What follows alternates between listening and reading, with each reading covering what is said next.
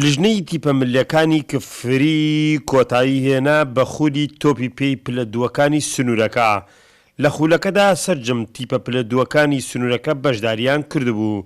هەردوو تیپی کوردستان و تیپی ئازادی گەیشتنە یاری کۆتایی خولەکە وەک هەنگاوێک بۆ خزمەتکردنی وەرزشکاران بەشی وەرزش و یاریەکان لە هێزەکانی هەفتای یەکێتی نیشتیمانی کوردستان هاوکاری و جلوبەرگی وەرزشی بەسەر سەرجەم تیپە بەشداربووەکان دابەش کرد. ئێمە لیژنەی تیپە ملیەکانی کفری هەڵسەین بەکردنەوەی خولێکی پلە دووەکان بە باشمانزانی زیاتر پەرۆ بە وەرزش بدەین لە کفریە. ئامانجەکەمان بەس ئەوەتانە لە کفریە زیاتر هەڵ بە وەرزش بدەین هەتاکو و یاریزانەکان هەستی توانای خۆیان دەربخەن بڵێ ئێمە توانامانەیە بۆ نادی هەڵبژێرین. نادیش پێویستە لە ئیسەدا یاریزان هەڵبژێرێت لە پلە یەک لە پلە دوو. لە یاری کۆتایی خولەکەدا تیپی ئازادی توانی بە لێدانی یەکلایی کەرەوە لە تیپی کوردستان بباتەوە.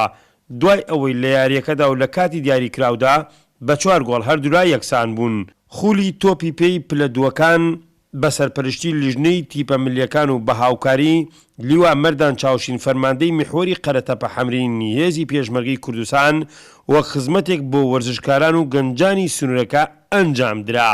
دەستخۆشی لە ژنەی تیپە ملیەکان ئەەکەین کە زۆر هاوکاری بووە بۆ تیپەکانی یارمەتی زۆری تیپەکانی داوە وەکو پلە دوو پلە یەک و هەروە بۆ پاڵەوانێتی گەرمیان کە قەزا و ناحیەکانی گەرمیان لە خۆی گرتبوو. هیوادارم دەستی هاوکاری بۆ لیژنەکە درێژ بکرێت بۆ ئەوەی خزمەتێکی زیاتر بۆ شکاران بکرێت و یاریزانی باشتر و پێ بگەینێت لە شارەکەمانە. هەروە دەستخۆشی لە هێزەکانی هەفتاگەن کە هاوکاریەکی باشی لیژنەی تیپە ملیەکان و وەرشی شارەکەمانی کردووە چی بۆ پلە یەک و چی بۆ پلە دووەکان کە لە هەموو خولەکانە خەڵاتی دابین کردو بۆ سەرجەم یاریزانان.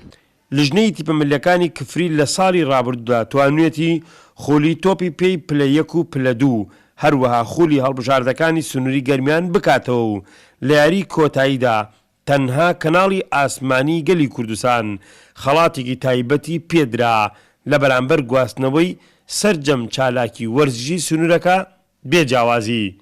حەیدەر ئەحمەد، کەناڵی گەلی کوردستان، کفری.